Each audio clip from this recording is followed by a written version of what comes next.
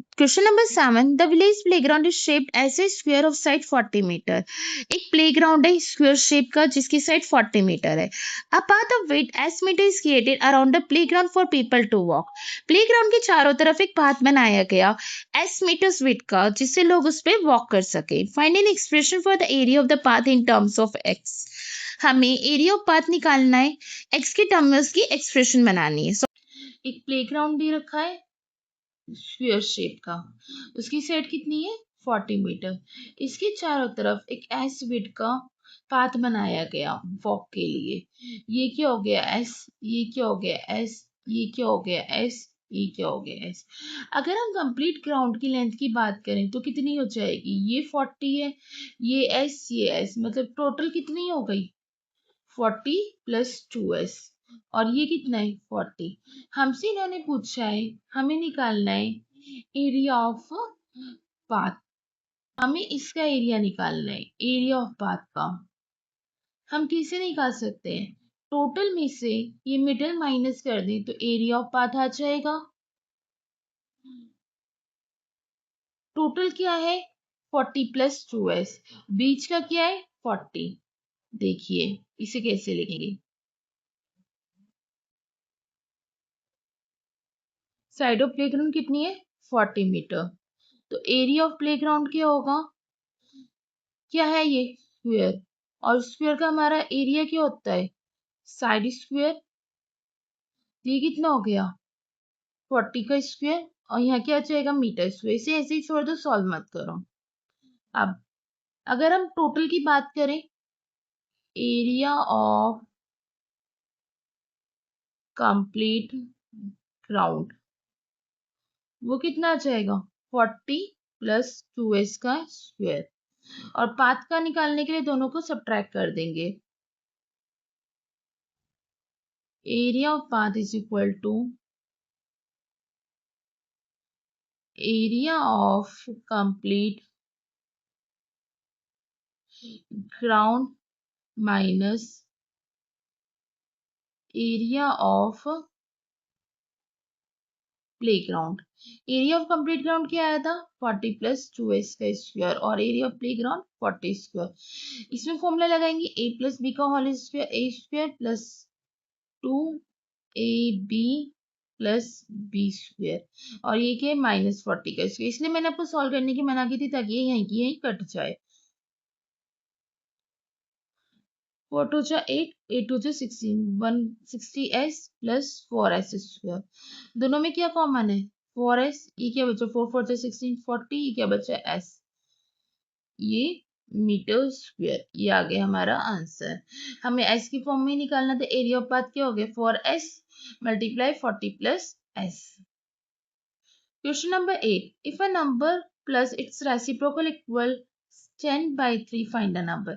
एक नंबर है, यदि हम उसके रेसिप्रोकल को उसमें ऐड कर दें तो हमें आंसर 10/3 मिलता है। हमें नंबर बताना है। क्वेश्चन नंबर 8 में दिया हुआ है, यदि हम उस नंबर में उसका रेसिप्रोकल ऐड करते हैं तो हमें 10/3 मिलता है। पहले मैंने नंबर मान लिया x, let the number be x। इसका रेसिप्रोकल क्या होगा, reciprocal of x is equal to 1/x। According to question में हमें क्या दे रखा था, यदि हम उस नंबर में उसका रेसिप्रोकल ऐड करते हैं तो हमें 10/3 मिलता है। सॉल्व करेंगे, x से x मल्टीप्लाई हो जाएगा, x square plus 1 divided by x 10/3। 3 वहां चला जाएगा, x वहां चला जाएगा, 3x स्क्वायर प्लस में 3 इज इक्वल टू 10x। इसे हम लिख सकते हैं 3x square minus 10x plus 3 equal to 0। 10x यहाँ प्लस का था, मैं इसे यहाँ ले गई, माइनस का हो गया। अब इसे सॉल्व करते हैं प्रोडक्ट और सम वाले मेथड से। 3 और 3 की मल्टीप्लाई करेंगे, क्या आएगा 9। सम क्या चाहिए, बीच वाला नंबर -10। 9 की फैक्टर करेंगे, 3 और 3 आएगा। नंबर क्या यूज कर सकते थे जिससे -10 में जो मल्टीप्लाई करके 9 आए, हम इसमें नंबर यूज कर सकते हैं 9 और 1। 9 और 1 को मल्टीप्लाई करेंगे 9 आएगा, और ऐड करेंगे 10 आएगा। दोनों नेगेटिव ले लिए, माइनस से माइनस कट जाएगा, -9 मल्टीप्लाई -1 क्या आ गया 9, -9 -1 माइनस माइनस प्लस हो जाएगा -10। 3x कॉमन ले लिया, क्या बचा x-3, -1 कॉमन ले लिया, क्या बचा x-3, ये आ गया x-3, 3x-1। x-3 equal to 0 होगा तो x इक्वल टू 3 आ जाएगा, या 3x-1 इक्वल टू 0 होगा, 3x इक्वल टू 1 हो जाएगा, x इक्वल टू 1/3। नंबर या तो 3 होगा या तो 1/3 होगा। देखिए अगर हम नंबर 3 लेते उसका रेसिप्रोकल करते 1/3 ऐड होता, नंबर 1/3 लेते उसका रेसिप्रोकल करते 3 ऐड होता, तो नंबर क्या हो सकता है 3 या 1/3। नंबर इज 3 और 1/3। Question number 9, a rectangle pool has area, एक रेक्टेंगल पूल का एरिया इतना स्क्वायर हैशेस है, its width is 2x + 1 hashes, उसकी विड्थ हमें इतनी दे रखी है, लेंथ निकालनी है। Hashtag was the unit used to measure length, hashtag एक यूनिट होती है लेंथ मेजर करने की, जैसे मीटर सेंटीमीटर होते हैं ऐसे ही। सॉल्व करते हैं। 9th, हमें सबसे पहले क्या दे रखा है, area of rectangular pool, area of rectangular pool कितना दे रखा है 2x² प्लस में 7x प्लस में 3, और क्या दे रखी है विड्थ 2x + 1। हमसे क्या पूछा गया है लेंथ। सबसे पहले मैं इसे सॉल्व कर रही हूँ।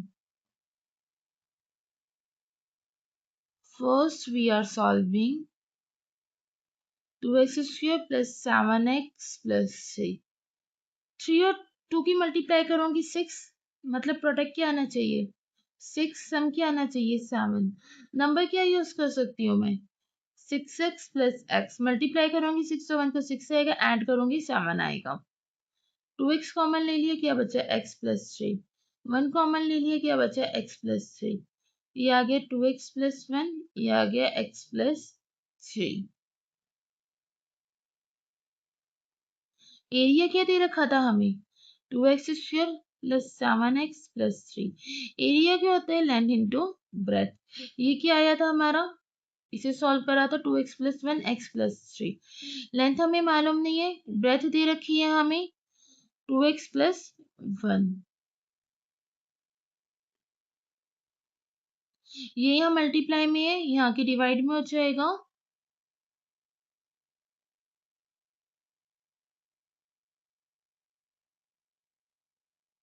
इससे ये कट जाएगा, लेंथ क्या आ गई x + 3, और हमें लेंथ ही बतानी थी। आप लिखेंगे length of rectangular pool is equal to x + 3 hashes। Question number 10. If both x - 2 and x - 1/2 are factor of px² plus 5x plus r, ये दोनों इसके फैक्टर हैं, हमें शो करना है p = r है। देखिए इसे कैसे करेंगे। टेंथ में हमें दिया हुआ है px² plus 5x plus r, मैंने इसे px मान लिया, px is equal to px² plus 5x plus r, हमें फैक्टर दिए हुए हैं, factors are x - 2 and x - 1/2। यदि x - 2 होगा तो इसका मतलब क्या है, जब मैं इसमें x की वैल्यू पुट करूंगी ये क्या आ जाएगा 0, x - 2 = 0, x क्या आ गया 2, और x - 1/2 = 0, तो x क्या आ गया 1/2। यदि मैं इसमें x की जगह 2 पुट करती हूँ, p 2 का स्क्वायर प्लस में 5 मल्टीप्लाई 2 प्लस में r, 4p प्लस में 10 प्लस में r, ये किसके इक्वल होएगा 0 के, 0 के होगा तभी तो ये इसका फैक्टर है, वरना ये इसका फैक्टर नहीं होगा, मतलब 4p plus 10 plus r equal to 0 आ गया। मैं इसे ये लिख सकती हूँ 4p plus r equal to -10, इसे मैंने इक्वेशन 1 मान ली। दूसरा फैक्टर था 1/2, 1/2 भी पुट कर दिया इसमें, क्या आ गया ये p 1/2 का स्क्वायर प्लस में 5 मल्टीप्लाई 1/2 प्लस में r,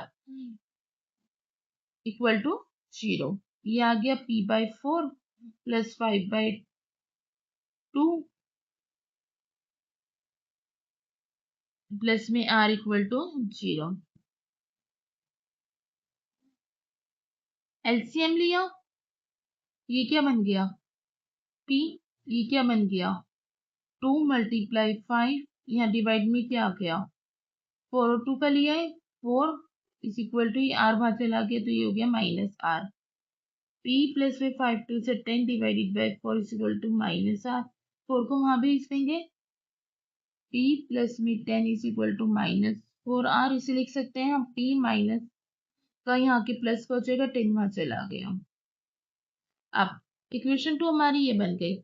इक्वेशन 1 हमारी है दोनों -10 के इक्वल है मतलब 4p plus r equal to p plus 4r हो गया, क्योंकि ये भी -10 की इक्वल है ये भी -10 की इक्वल है मतलब ये दोनों क्या हो गए इक्वल। मैं यहाँ कर रही हूँ बाकी का part. Comparing equation 1 and 2, 4p plus r is equal to p plus 4r। p वाली टर्म को मैंने एक साथ लिख दिया 4p माइनस p, इसे एक साथ लिख दिया 4r माइनस r।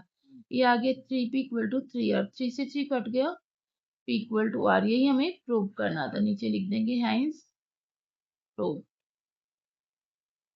इस एक्सरसाइज के 3 क्वेश्चन और बचे 11 12 और 13, उन्हें हम नेक्स्ट क्लास में करेंगे। Thank you for watching.